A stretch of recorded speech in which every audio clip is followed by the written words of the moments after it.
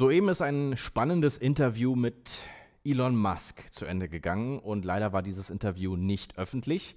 Man brauchte ein bezahltes Abonnement beim Wall Street Journal, um das zu schauen. Ich habe so ein Abonnement, deswegen konnte ich dazu gucken und ich dachte, ich lasse einfach mal die Aufnahme laufen. Wer weiß, was da Spannendes bei rumkommt. Und in der Tat war das Interview ziemlich interessant. Es wurden sehr viele Dinge angesprochen.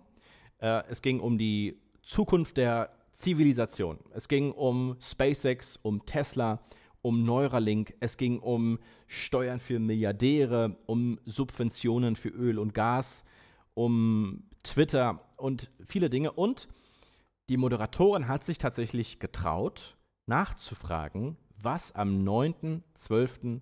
passieren wird. Es gibt ja gerade diese große Spekulation, weil Elon Musk selbst Hinweise gestreut oder mutmaßlich Hinweise streut, dass am 9.12. irgendetwas Spannendes passiert. Die Moderatorin hakt hier nach und die Antwort von Elon Musk ist, gelinde gesagt, ziemlich interessant. Und mich würde mal eure Interpretation interessieren, wenn ihr euch diese Stelle anschaut. Was glaubt ihr? Ich bin ein bisschen hin und her gerissen, ehrlich gesagt.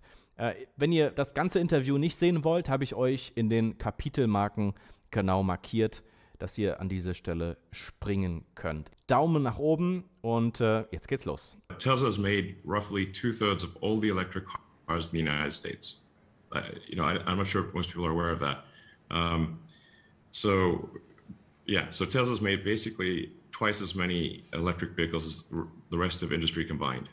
And we don't need the $7,500 tax credit.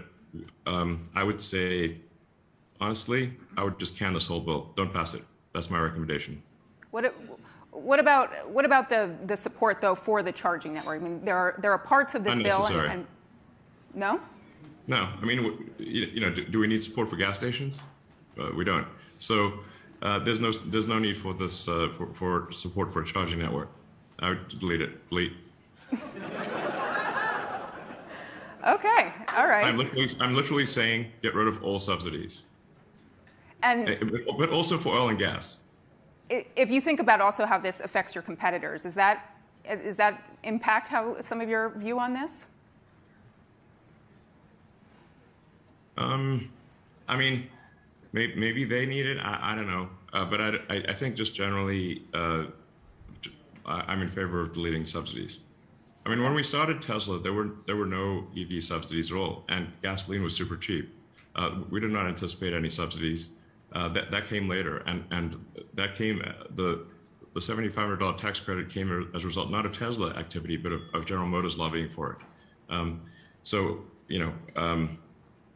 I would just say just delete them all. All right, but there's some other good things in this bill that some would argue. I mean, a lot of money earmarked for R&D. Would you want to put that towards something? No. Okay. All right. We're going to move on from the bill because I think we get what you're saying on it. In general, we should just, if we don't cut government spending, something really bad's going to happen. This is crazy. Our spending is so far in excess of revenue, it's insane. Like you could zero out all billionaires in the country. There's all this like anti-billionaire BS. If you zeroed out all the billionaires, you still wouldn't solve the deficit. All right, I'll ask you another question around the billionaire BS.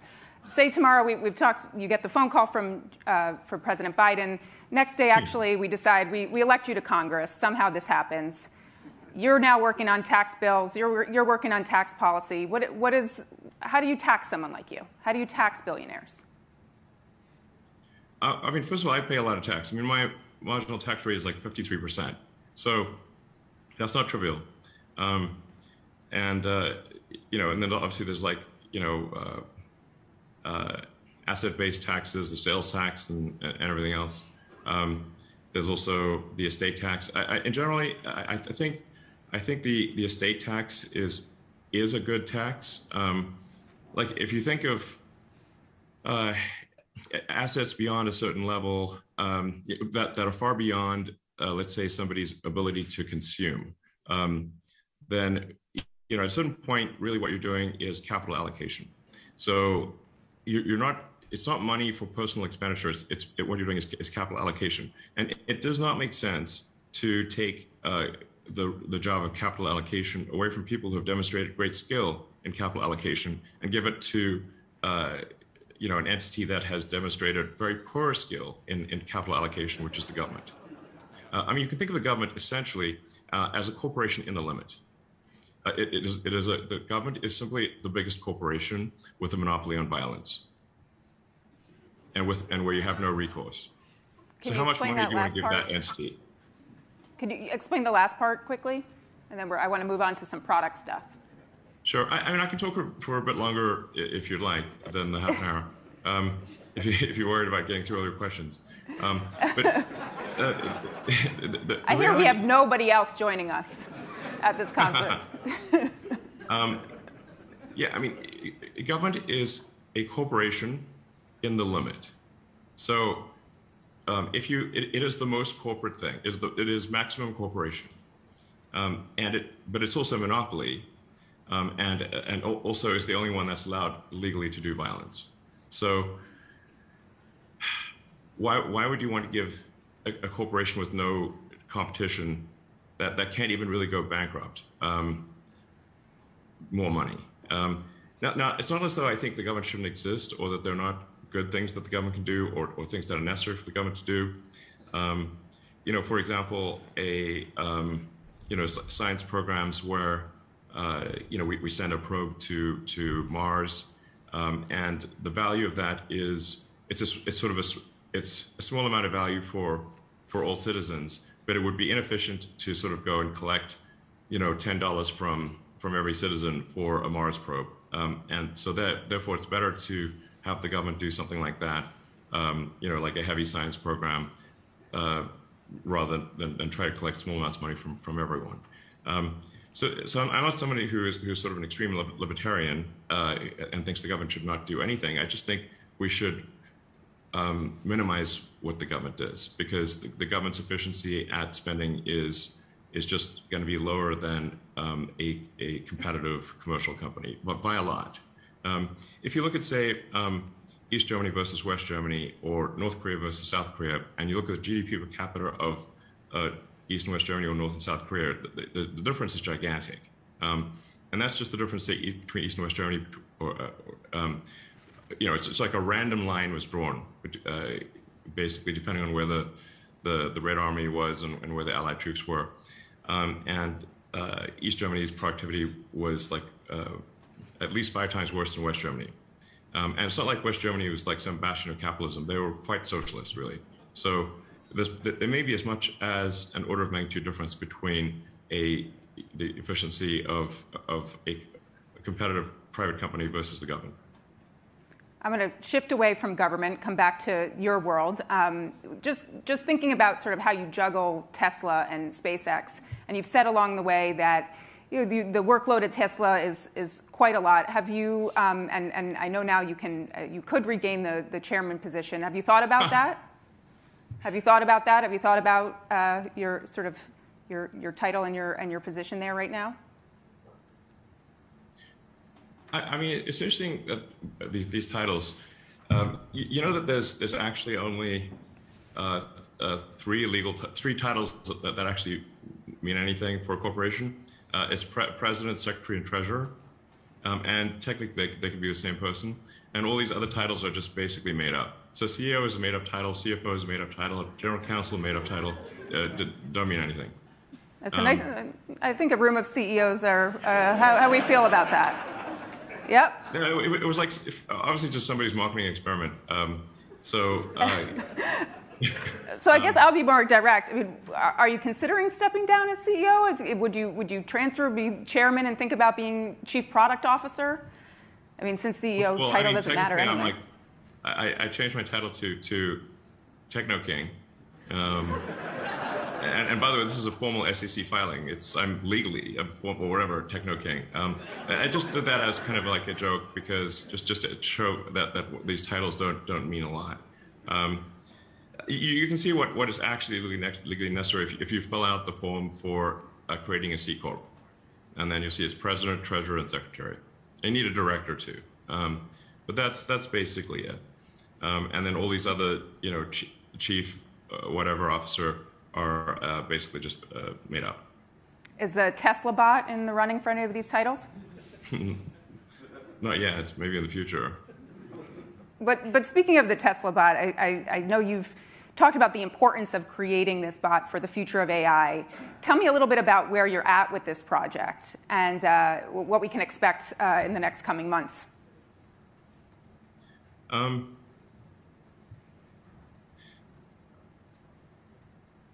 Well, with the Tesla autopilot or full self-driving, we're effectively, I think, creating the most advanced practical AI for navigating the real world.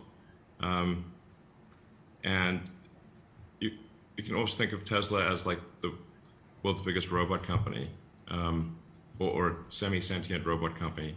So then, so we have, the car is kind of a robot on 4 wheels, and so then, well, we could probably take that same technology and put it in a humanoid robot and have that robot be useful. So essentially to have the humanoid part, we need to develop some custom actuators and sensors, and then essentially use the Tesla full self-driving or autopilot, or just generally speaking, real world navigation AI in the humanoid robot. And I think this could be quite profound. I don't know exactly when we will get this right, but we will get it right. And you've said also that it will solve some labor issues. I mean, what are some things that you envision this bot doing? Well, it has the potential to be a generalized substitute for human labor over time. And the economy, the foundation of the economy is labor. Capital equipment is essentially distilled labor. So I was talking to a friend of mine actually to say, just like what should we optimize for? And what he said was gross profit per employee, fully considered. So you've got to include the supply chain in that. The fundamental constraint is labor. There are not enough people. I can't emphasize this enough. There are not enough people. And I think one of the biggest risks to civilization is the low birth rate and the rapidly declining birth rate. It is, and yet so many people, including smart people, think that there are too many people in the world and think that the population is growing out of control. It's completely the opposite. Please look at the numbers. If people don't have more children, civilization is going to crumble. Mark my words. Is this why you have so many children? I'm trying to set a good example. Yeah. Gotta practice what I preach. I won't ask you to predict how many more children you're going to have tonight, but I want to move on to some future talk. That's part of where I'm going with this Tesla bot. I'm not as good at Twitter as you are, but people on Twitter are asking me what's going to happen on 12/9. Can you tell me what's going to happen on 12/9? Nothing, as far as I know. I don't know where this came from. I think this is just one of those memes that, I don't know, it came out of nowhere. But as far as I know, nothing. But maybe something will happen that I'm not aware of. All right, so I want to ask now a little bit farther out in the future, into 2022. And we can't get to all your future projects, but I thought a fun way to do this might be, I'm going to name some of the projects. I'm going to give you 60 seconds, and you tell me what your plan is in 2022 to move that project along and what we can expect from it. But okay. 60 seconds. You only get 60 seconds. Okay. You going to do it? All right, here we go. So the first one is, hold on, I think I know how to work this Apple Watch. All right, 60 seconds and CyberTruck. CyberTruck. CyberTruck is going to be an incredible product. I think it may be our best product ever. I think it probably will be. It has a lot of new technology, so it's a hard car to make. But it will be awesome. And I think I've said before that we're aiming for volume production in 2023. And I will provide a more detailed product update at the Tesla earnings call early next year. So I wish it could be sooner, but that's most likely when it happens. It'll be something really special, like just one of those kind of rare product that happens once in a while. That's really special. Okay. That was about 60 seconds. I don't know what's going on with my watch, but we're on CyberTruck. Now we're on to Neuralink. Okay. Okay. Yeah, so no, the big question is, in 2022, how are you pushing that project along? What happens? So Neuralink, we have Neuralink's working well in monkeys, and we're also doing just a lot of testing and just confirming that it's very safe and reliable, and that the Neuralink device can be removed safely. People may have seen the demo that we published earlier this year, the video of a monkey playing the video game Pong telepathically using the Neuralink in its brain, and it's completely wireless, charges inductively. But basically, the monkey looks completely normal, and yet is playing a video game telepathically, which is, I think, quite profound. We will have. We hope to have this in our first humans, which will be people that have severe spinal cord injuries, like tetraplegics, quadriplegics, next year, pending FDA approval.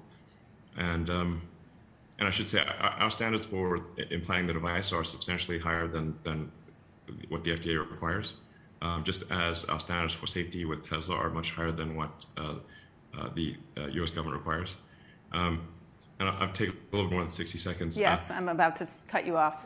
Because I think there's something that's I think pretty cool, and I do want to say that I'm very, emphasis on cautiously optimistic about this.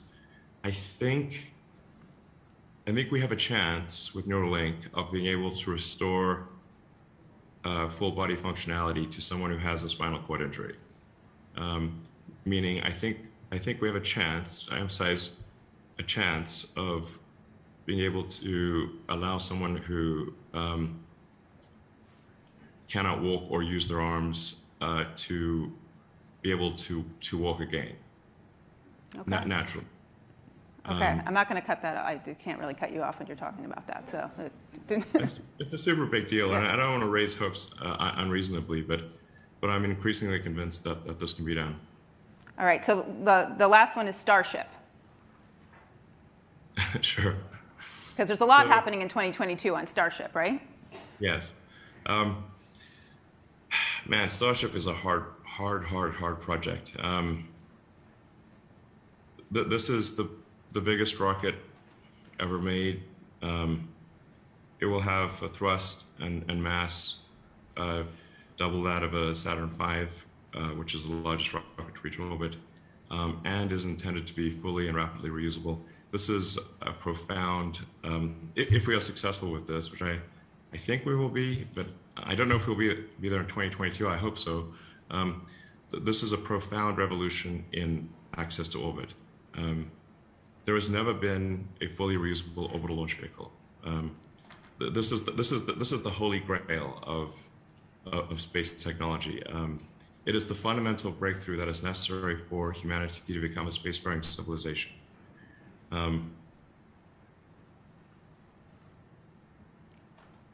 This absorbs more of my mental energy than probably any other single thing. But it is so preposterously difficult that there are times where I wonder whether we can actually do this. And if you had to summarize very quickly, what is so hard about it for just a normal person to understand? What is so hard about it? Well, this will take a lot more than 60 seconds, but... But now I'm so interested. Okay, well... Oh, no. Okay, okay.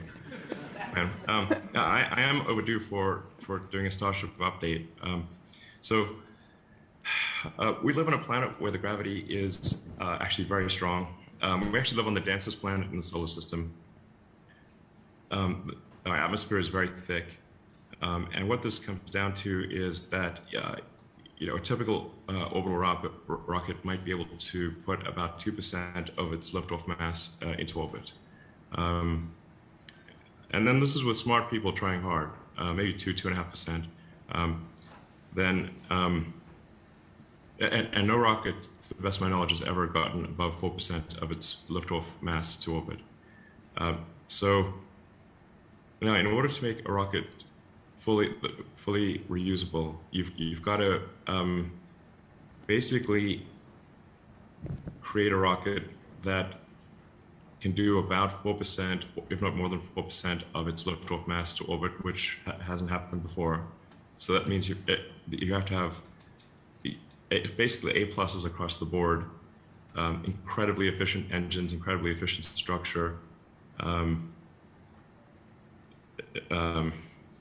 You do need scale because there are some efficiencies of scale. That's why part of why Starship is so gigantic.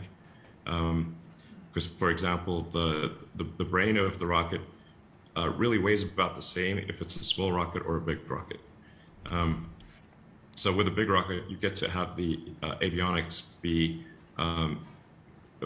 basically round down to 0% or be inconsequential in the mass of the vehicle. Then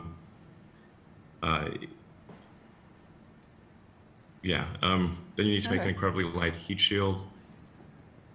And just there's so many things that need to be done to have both the booster and the upper stage or ship be reusable. Insanely difficult. It's not like many super smart people have tried to do this before and no one has succeeded. And most of the time they've just given up partway through. But if full and rapid reusability can be achieved, it reduces the cost of access to orbit by a factor of 100 or more. So more of it's us just to like go eventually. Yeah, it's like an aircraft. Imagine if an aircraft or a car or any form of transport was not reusable. Imagine if you had to buy a new plane every time you flew. That would make air flight insanely expensive, or a car. If you had to get a new car every time you drove somewhere, that would be unbelievably expensive as opposed to simply refueling it. So we've got to get rockets to the point where we simply refuel the rocket and we don't throw it away. And with Falcon 9, we've managed to make the booster reusable and the fairing, the nose cone reusable, but not the upper stage. So we've made I think the most progress in reusability that has ever been done. But with Starship, we're hoping to make the whole thing reusable. This is profound. Like I said, it is the difference between humanity being a single planet species and a multi-planet species. It's really that big of a deal. All right. Well, Elon, they're running the clock down on me, so I want to ask you one last question, and we'll try to go to at least one or two audience questions. I wanted to ask you a little bit about humor. You're a pretty funny guy. You show it on Twitter a lot. You've hosted SNL. And I'm wondering how that plays into your management style. I mean, would your coworkers say you're funny? Is this something you're sort of bringing to the office now? Is it helped with managing your teams? I mean, I think I'm funny. I find my jokes funny. I don't know. I guess I do. I mean, I do crack a lot of jokes. They don't all land, but I am aspirationally, aspirationally funny. Yeah. I mean, we try to have a good sense of humor at the office too. Okay. I think yeah. I also wanted to ask that lately on Twitter, and you've been poking fun at people for their age quite a bit. And I wanted to have a sense of, do you not plan to age? And what is your, how are you combating aging? Is there some secret technology we don't know about that you've got? I'm not aware of any secret technology to combat aging. And I mean, I don't know that we should really try to live for a super long time. I think there is it is important for us to die because, most of the times people don't change their mind; they just die. And so if we live forever, then we might become a very ossified society where new ideas cannot succeed. So, but I'm not poking fun at aging. I'm just saying, if we've got people in very important positions that have to make decisions that are critical to the security of the country, then they need to have sufficient presence of mind and cognitive ability to make those decisions well, because the whole country's depending on them. Mm-hmm. Well, I thought you might say psychedelics were your way of not aging, but I would like to just go if there's anyone's got one or two questions for this guy. I don't think dropping acid makes you age less. So I think drugs probably make you age more, not less. But, all right. Okay. Well, Elon, thank you so much for being with us here tonight. Oh, there is a question. Sorry, I do not see any hands up. Thank you. Baldas from BGD Holdings. I'd be very interested. First, let me thank you for what you're doing in terms of your breakthrough for humanity. But I am curious about your views on China and the United States, just on a free-flowing basis, if you want to share a few thoughts. Yeah, I mean, I think we're at an interesting point in history where the United States has been the world's largest economy for as long as anyone can remember. And I think U.S. became the largest economy, I don't know, probably 120, 130 years ago. And there's nobody that old really anymore who can remember a time when the United States was not the world's biggest economy. Now we're heading towards a situation where China is going to be probably have an economy 2 to 3 times the size of the United States. And so that's just a different world. I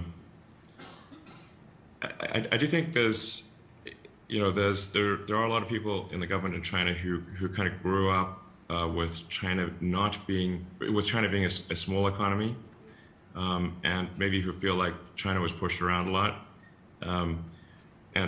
but they haven't fully appreciated the fact that China really is going to be the big kid on the block, and so like if you're going to be the big kid on the block, then you can really be pretty chill about things. You don't have to worry about like other countries are not really a threat to you if you're by far the biggest kid on the block, and so I would say that's kind of an important mindset change. Hopefully that China goes through is just to think like if you are the biggest kid, like how would you want the biggest kid on the block to behave? And now if you are going to be the biggest kid on the block, then wouldn't you want to behave like you would have wanted the biggest kid on the block to behave? I think that's pretty important. I mean, overall, I think like Tesla has a good relationship with China, and I don't mean to endorse everything that China does, any more than I would say endorse everything the United States does, or any country. But overall, I think we are headed to an interesting and different world, and I hope that we can remember that we're all human beings, and let's just try to have as positive a relationship as possible, and work towards mutual prosperity of humanity as a whole.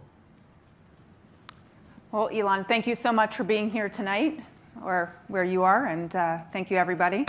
And I hope to see you next year. Back to Rolle.